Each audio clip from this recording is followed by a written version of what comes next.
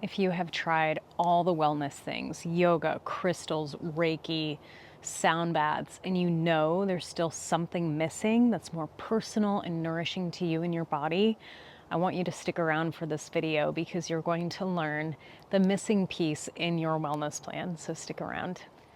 Hey everybody, my name is Brittany and I am a Ayurveda health counselor, yoga teacher, and nature enthusiast, and I am coming to you live from my backyard, this beautiful, beautiful backyard in the heart of summer, just about dusk, and I want to talk to you today about the missing piece in your wellness journey. So if you're like me, you've tried all the things. Maybe you've gone to a sound bath, or you've gotten into crystals, or you're yogi, or you have picked up meditation. And while all of these things are beautiful, and I use them as well, it's not the whole comprehensive plan that really caters to you specifically as a unique individual, as a unique soul, and as a unique body. And luckily, there's this beautiful ancient system that's been around for more than 5,000 years that does address more of those personalized health conditions, whether it's physical health conditions, mental health conditions, spiritual health conditions. It's all one and the same. This practice that I'm talking about is this ancient science called Ayurveda. Ayurveda is this beautiful folk medicine tradition that comes from India, and it's about 5,000 years old. Ayurveda is the sister science to yoga. Both practices, both sciences come from the oldest text known to man called the Vedas. These are ancient texts that taught us how to live. And these ancient rishis, which means seers, these sort of messengers and channelers of divine wisdom, wrote these words in order for us to learn how to live in harmony with our bodies, with nature, and with each other.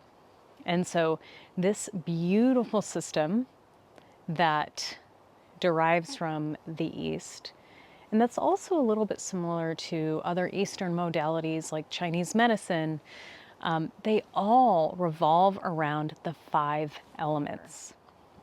And so just like all of nature, all of creation is made up of these 5 elements. So I'm on this deck right now. It's primarily the earth element. We have from the trees. I'm surrounded by the earth element with these beautiful foxglove flowers and these gorgeous cedar trees behind me. But we also have the wind, right? We have open space, that's ether. We have water, right? This is what nourishes the roots. And just like nature, because we are nature, we are also made up of all 5 elements, and all of us have all 5 elements in us, right? We have the space between the organs. We have the water, the blood, the plasma. We have the more dense bone, the earth element. So all of us are comprised on a micro and a macro level of these 5 elements. And so even though Ayurveda is such this beautiful, broad, vast term, we can really get down to the basics and say, when we strip away all the concepts and all the rules and all the things you might know about Ayurveda, really what it is the study of nature, both within our bodies and outside of our bodies. The first most important thing to learn about these elements is, where are you right now in your life? Where are you living currently? What's the weather like, the climate? What's the climate in your household, right? Is it peaceful and tranquil? Is it grounded and stable? Is it very chaotic and ever-changing? Maybe a lot of fire, a lot of emotion. That's also going to affect your health on a very deep level. So this is what's going on in your life right now. And also, how were you born? What is your unique body's energetic blueprint? In other words, that's kind of a modern way of saying, what is your doshic makeup that makes you tick? What are your strengths? What are your weaknesses? What are your tendencies? And this is all about how Ayurveda works. And so when you get to peel back the layers and you get to understand where you came from, where you're going, where you're at now, and what elements are predominantly ruling your life currently, whether you are 15 years old or you're menopausal. Those are going to be very, very, very different climates and very different qualities that you're dealing with in your life at that time. Maybe you're going through a really stressful time. Maybe you're going through a very mundane time.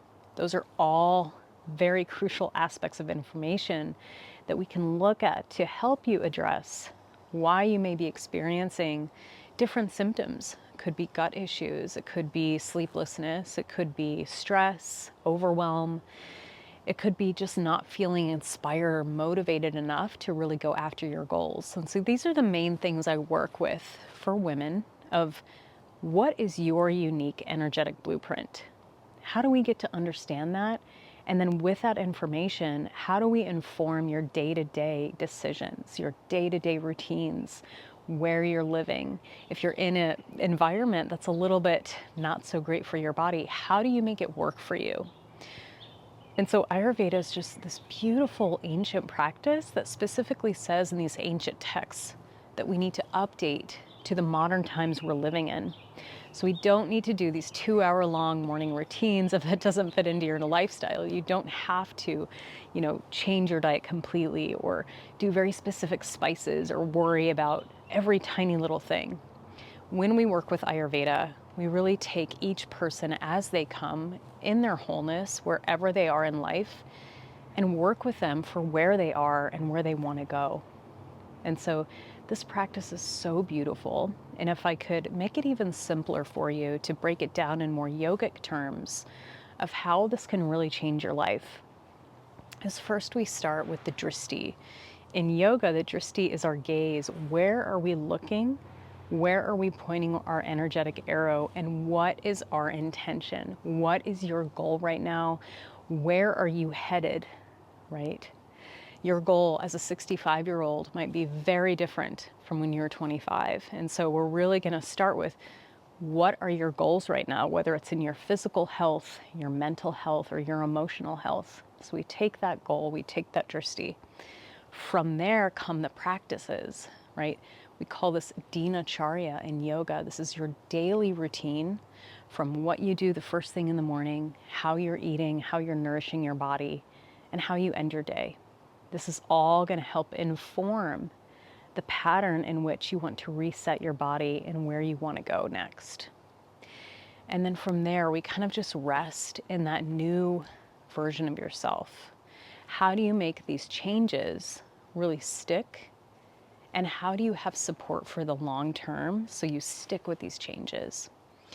And so Ayurveda is such this beautiful, huge practice that we can apply in our life. You can make it as simple or as complex as you want, depending on where you are in your life and what your availability looks like. And so I'm very excited to open my doors for one-on-one work. If you're curious to learn more, I have information in the description below. But if you want to check out a little bit more and learn a little bit more about Ayurveda, I invite you to watch my next few videos. In the next video, I'm going to go deep into the 3 doshas. So if you've ever heard about Ayurveda, usually people hear about the doshas. In other words, what is your unique body's energetic blueprint right now? And what was it like when you were born? This is called currently your Vikriti, what is going on in your life right now.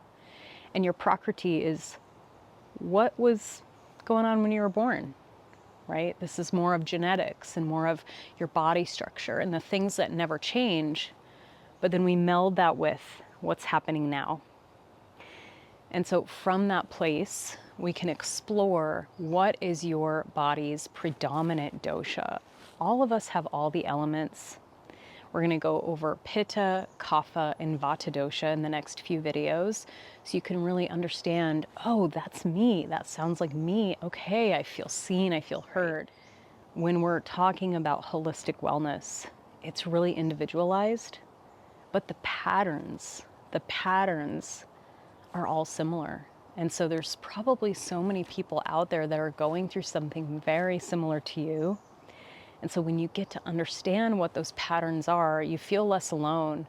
You feel like wow, maybe there's not something wrong with me. Maybe I'm just not understanding what elements are happening in my own body and my own mind.